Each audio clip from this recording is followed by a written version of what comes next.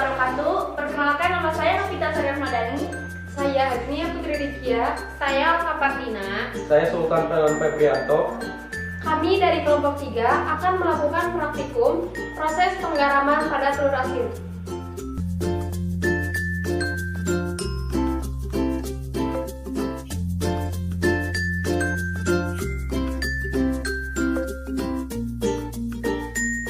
Usaha pengawetan telur sangat penting untuk mempertahankan kualitas telur bebek. Salah satu penyebab kerusakan telur adalah karena terjadinya pertumbuhan pada mikroba pada telur tersebut. Supaya telur menjadi lebih awet, maka dilakukan proses pengawetan.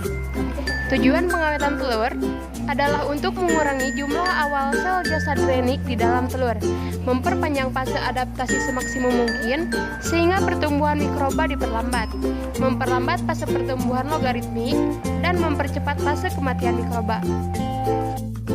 Garam berfungsi sebagai pencipta rasa asin dan sekaligus bahan pengawet karena dapat mengurangi kelarutan oksigen. Oksigen diperlukan oleh bakteri, menghambat kerja enzim proteolitik, enzim perusak protein, dan menyerap air dari dalam telur.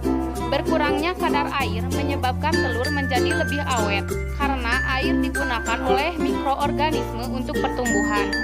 Garam NaCl akan masuk ke dalam telur dengan cara merembes melalui pori-pori kulit menuju ke bagian putih dan akhirnya ke kuning telur. Pada proses pembuatan telur terjadi pertukaran ion yang bersifat stokiometri, yakni 1H+ diganti oleh suatu Na+. Pertukaran ion adalah suatu proses kesetimbangan dan jarang berlangsung lengkap. Ion Na didapatkan dari garam, sedangkan ion H+ berasal dari air. Dengan demikian, ion Na masuk ke dalam telur dan kadar air berkurang. Akibatnya, telur menjadi asin. Prinsip dari pembuatan telur asin adalah terjadinya proses ionisasi garam NaCl yang kemudian berdifusi ke dalam telur melalui pori-pori kerabang atau cangkang.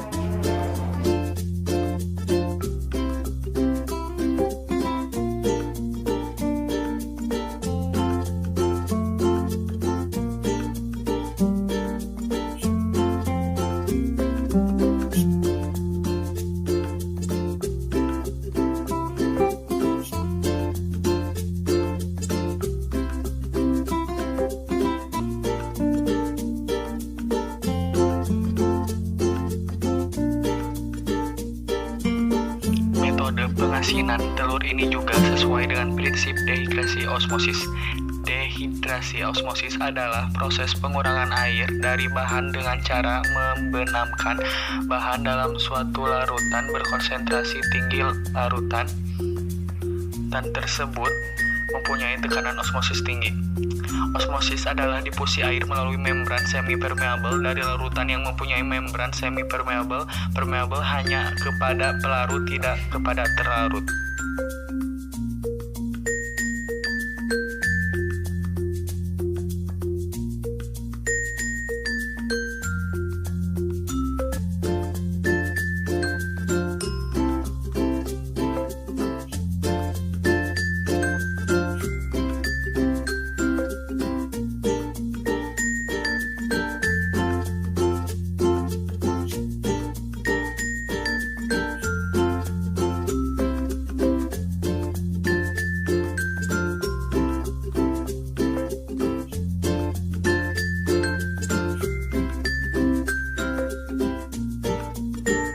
Aplikasi dehidrasi osmosis dalam proses pengasinan terlihat dengan keluarnya air dari dalam telur bersamaan dengan masuknya larutan garam ke dalam telur.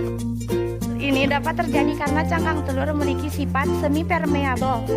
Cairan yang berada di dalam cangkang telur merupakan cairan yang bersifat hipotonis, konsentrasi zat telur rendah. Sedangkan cairan yang berada di luar cangkang bersifat hipertonis, konsentrasi zat terlalu tinggi.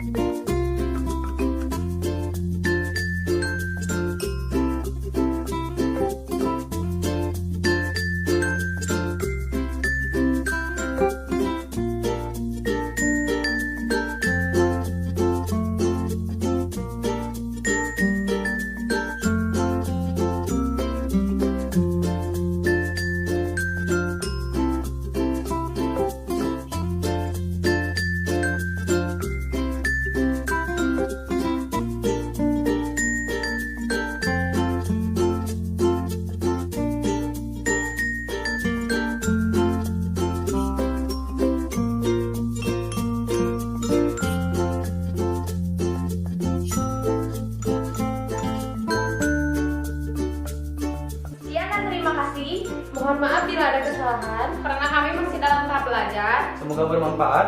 Wassalamualaikum warahmatullahi wabarakatuh.